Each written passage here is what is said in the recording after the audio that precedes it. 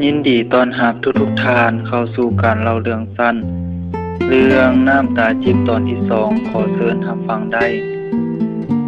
ภาพที่โหดร้ายป่าเถื่อนนั้นยามใด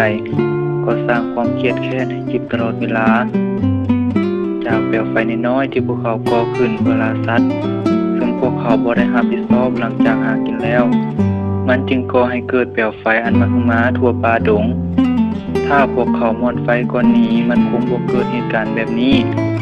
และบ้านของข้อยคงจะบ่ถูกทำลายแล้วเทื่อหน้าเขาจะไปหากินที่ไสอีกหรือจะไปเผาป่าบอนอื่นอีกบ่เพียงเพื่อประโยชน์อันน้อยๆและอันสั้นๆซั่นบ่จิบมัวแต่นั่งคิดถึงเรื่องราวต่างๆโดยที่บ่ฮู้ว่าศัตรูกำลังจะสังหารตนเองเสียงดังตับใส่ไม้ที่จิบจับอยู่แต่โชคดีที่ลูกกระสุนบ่ถึกจิบตกใจหลายเขียวบินหนีเอาตัวรอด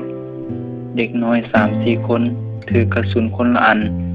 แล่นไล่นกโตหนึ่งไปซึ่งเป็นนกค่อนข้างใหญ่แต่จิบตัวน้อยหลายพวกเขาเลยบ่ไล่เป็นอันว่าปลอดภัยจิบชัดเซพเนจรไปเอาความโดดเดี่ยวงวมเหงาเป็นเพื่อนร่วมทางเพื่อหวังจะได้พบพ่อแม่อีกครั้งเวลาล่วงเลยได้1 ปีแล้วแต่จิบก็บ่เห็นวี่แววว่าจะได้พบ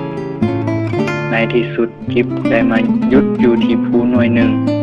ที่มีกลิ่นอายแห่งการถูกเผาไหม้มีแต่หญ้าน้อยๆเกิดขึ้นเต็มต้นไม้ใหญ่เบิ่งแล้วเกือบบ่มีซึ่งภูหน่วยนี้ก็แม่นบ้านเก่าของจิบนั่นเองจิบได้นอนค้างคืนอยู่บ้านเก่า